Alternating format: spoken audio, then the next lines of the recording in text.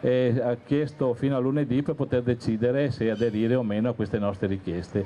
Quindi dobbiamo aspettare fino a lunedì per avere la risposta se Miss Italia verrà a Jesolo, e noi comunque aspettiamo fiduciosi. Nuovo capitolo per la telenovela di Miss Italia, la manifestazione che Jesolo spera di ospitare per le prossime 3 edizioni. La decisione in realtà slitta dunque ancora, forse all'inizio della prossima settimana. Difficile fare previsioni sull'esito della trattativa, dopo che poco più di una settimana fa sembrava conclusa. Ma in termini percentuali 50%. Di certo, dopo l'operazione del Piero, che ha visto il nome di Jesolo viaggiare in tutto il mondo, il concorso di Miss Italia sarebbe il modo migliore per dare un ritorno d'immagine che aiuti a superare la crisi. Una crisi che la località turistica veneta combatte anche sul fronte delle previsioni meteorologiche, tema al centro di una polemica infuocata in primavera con il governatore Zaia, che aveva attaccato gli errori di alcuni siti specializzati che avrebbero danneggiato il turismo, errori che si possono evitare. Si possono evitare se si fanno delle previsioni puntuali sul posto e non si guardano quelle un po' più generali, che magari con un simbolo si copre una porzione di regione intera,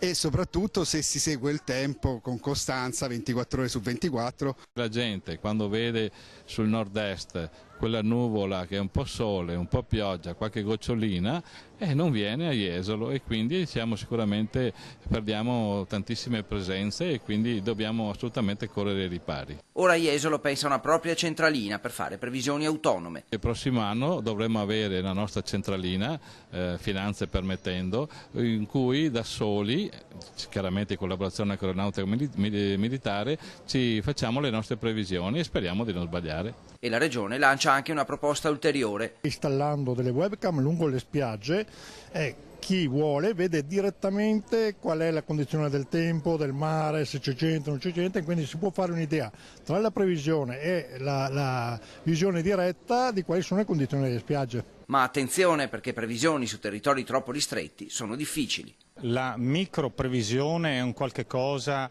che va trattata con le dovute cautele anche scientifiche, perché l'atmosfera è un sistema estremamente complicato, quindi voler entrare nel dettaglio spinto talvolta è controproducente.